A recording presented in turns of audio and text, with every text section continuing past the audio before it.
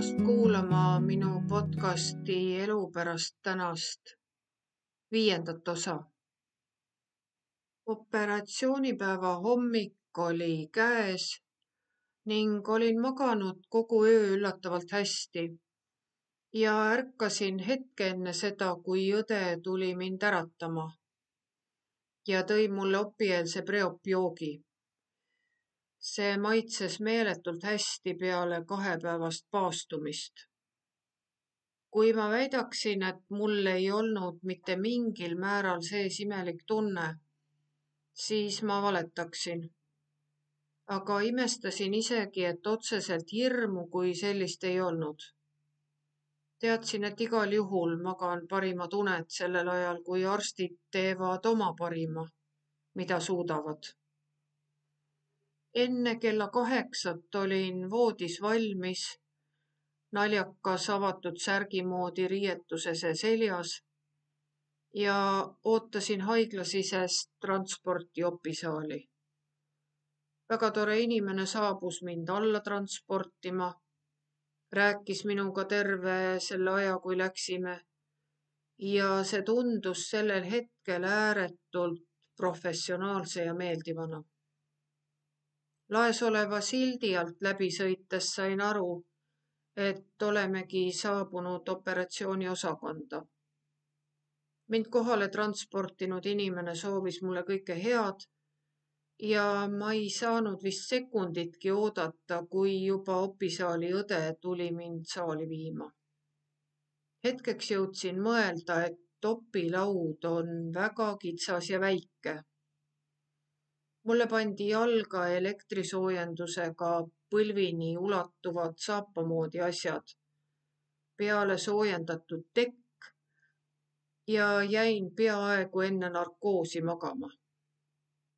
Siiski pidin veel vastama paarile küsimusele ja samal ajal mulle räägiti, mille jaoks kõikvõimalikud torud ja juhtmed ja andurid minusse kinnitatakse. Kell 08:09 arst ütles mulle, et nüüd tuleb narkoosiaine ja järgmiseks avasin silmad intensiivis kell 12:45, kui keegi minuga rääkis. Vaatasin kella seinal ja mõtlesin, et läbi see ongi. Terve keha oli poolunes ja ilmselt ka tugevate valuvaigistite mõju all. Kuid proovisin saada selgust, mida ma tunnen. Tegelikult ei tundnud mitte midagi ja jäin uuesti magama.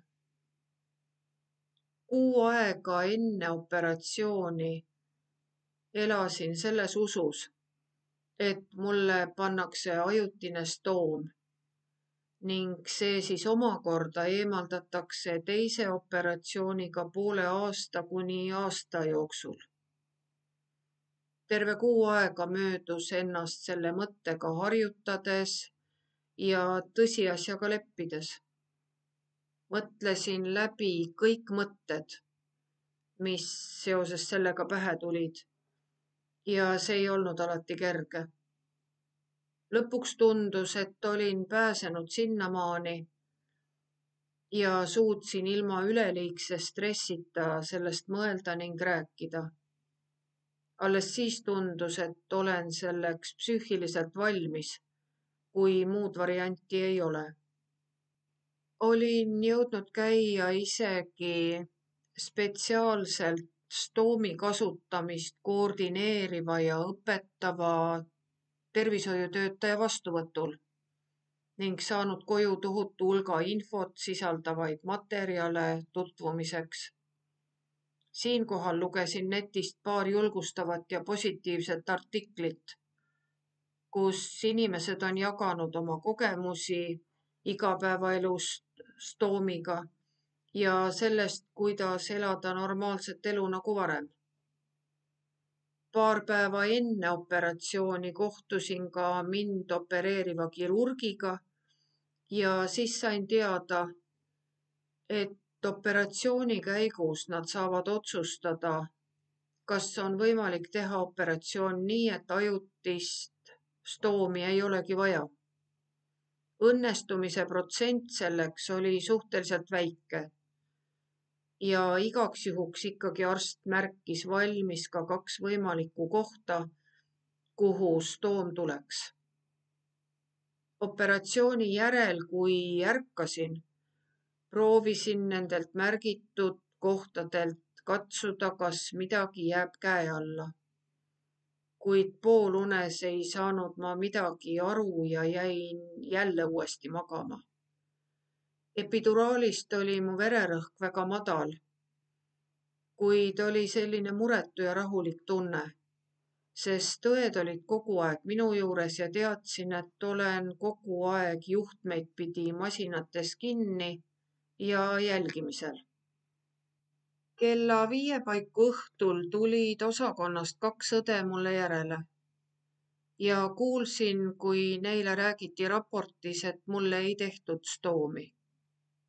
Kasvaja oli nii piiri peal ja selle võrra kõrgemal ning arstid tegid operatsiooni ajal otsuse, et saavadki mind parandatud ilma stoomi. Ühtekokku eemaldati koos kasvajaga jämesoolest 25 sentimeetrit. Tagasi osakonda sõidutamine oli natuke pingutav, sest oleksin tahtnud olla lihtsalt silmad kinni. Isegi niisama voodiga liikumine ajab pea ringi käima, rääkimata siis sellest, kui oled olnud tunde narkoosis. Kuid õed jaksasid ilmselt 10 korda mulle meelde tuletada, et silmad peavad olema lahti. Tegin omalt poolt parima, mis suutsin. Olin tagasi osakonnas oma palatis ja palatinaaber oligi pääsenud vahepeal koju, nii et olin täiesti üksi. Loomulikult õed käisid kogu aeg kontrollimas, et mul on kõik korras ja tunnen ennast oma olukorras hästi. Mulle anti väike pihustiga veepudel ja sain sellest endale vett suhu piserdada, sest päriselt vee joomiseks mul luba veel polnud. Pihustiga veepudelist oli hetkel täiesti piisavalt abi. Enne operatsiooni tegin otsuse, et ei virise mitte ühegi tühise probleemi üle, mis ette võib tulla ja saan kõigega hakkama. Väike janutunne kuulus just nende väikeste probleemide hulka. Olukord oli minule sedavõrd uus ning tundmatu ja mul polnud õrna aimugi, kuidas kõik olema peaks. Mulle öeldi, et voodist saan ennast ettevaatlikult liigutada, kuid tõusta võin alles hommikul. Tegelikult olin nii väsinud ja poolunes, et olingi selle üle päris rõõmus. Enne operatsiooni selgus, et minu endine töökaaslane haiglaaegadest oli HUS-is tööl ja ta käis mind vaatamas enne operatsiooni ja ka pärast lõikust, kui olin peaaegu tagasi siin maailmas. Ma ei mäleta sellest väga midagi ega jaksanud ka kuigi palju rääkida, kuid mul oli väga hea meel, et ta käis. Õhtul sain lõpuks ka oma telefoni tagasi ning sain kõikidele lastele teada anda, et mul on kõik korras. Opijärgne öö möödus rahulikult. Valuvaigistid mõjusid piisavalt, sest mingit erilist valu mul küll ei olnud. Vererõhku kontrolliti tihti ja sain üllatavalt hästi magada. Paar korda ärkasin hetkeks ja mõtlesin, kui hästi mul siiamaani on läinud ning uinusin taas. Mõtlesin, et homme on uus päev ja võimaluse piires teen sellest nii hea päeva kui vähegi võimalik. Järgmisel hommikul ärkasin, olin maganud väga hästi, ei olnud mingeid valusid. Siiski olin endiselt haiglas ja pidin tõdema, et kõik, mida eilsest päevast mäletasin, oligi päriselt ka tõsi. Olin olnud eile mitu tundi operatsioonil ja nüüd oleks minu ülesanne toibuda tagasi normaalsesse elurütmi. Olin juba enne operatsiooni otsustanud, et teen kõik väga täpselt selle järgi, mida mulle öeldakse ning kavatsen toibuda nii kiiresti, kui see reaalselt üldse võimalik on. Hommikul sain loa, et võin juua väikeste lonksude kaupa ja juba see tundus tohutu edasiminekuna. Hommik oli muidugi natuke teistmoodi, kui olin harjunud, sest olen terve elu harjunud hommikul lihtsalt tõusma, minema duši alla, tegema hommikukohvi. Aastate jooksul on tekkinud oma rutiinid ja kuigi olen palju ka kodust ära, siiski olen kogu aeg iseseisev ja saan teha asju nii, nagu mulle meeldib. Nüüd äkitselt pidingi ootama, et keegi tuleks ja ütleks mulle, mida ja kuidas võin tegutseda. Kordan ennast veel kord, et kogu osakonna personal oli lihtsalt ülitore. Ja ei läinudki kuigi kaua, kui sain füsioterapeudi ja õe abiga seisma tõusta ning natukene isegi kõndida. Madala vererõhu tõttu ma siiski iseseisvalt ringi liikuda veel ei tohtinud. See oli muidugi ka päris selge, sest kindlasti ei olnud eesmärk pikali kukkuda ja risk selleks oli algusest liiga suur. Siiski pääsesin juba pealelõunal uuesti liikuma ja käisin füsioterapeudiga aknast välja vaatamas ning korra ka koridori piilumas. Osakonna koridor oli 110 meetrit pikk ja tundus, et see ulatub teisele poole maailma. Sellel hetkel ma ei teadnud veel, et 2 päeva hiljem kõnnin selle 3 korda edasi-tagasi ilma erilise pingutuseta.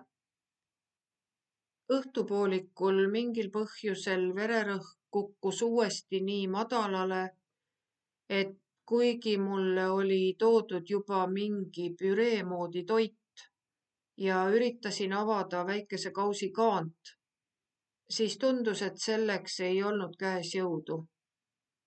Jällegi olid õed ja abiõed kogu aeg minu juures, kuid uue tilguti paigaldamiseks mind saadeti uuesti intensiivi, sest ühtegi veresoont polnud näha, kuhu oleks võinud kanüüli panna. Niisiis sain veel kord kihutada voodiga mööda suurt maja. Seejärel, kui tilguti oli pandud ja ringer suhteliselt kiiresti tilkumas, enesetunnegi tasapisi paranes sedamööda. Õnneks siiski veel ei tehtud otsust epiduraali eemaldamiseks, sest usun, et ilma selleta valud oleksid olnud päris tugevad. Loomulikult oleksin usaldanud täiesti mis tahes otsust. Olin ääretult tänulik kogu osakonna personalile.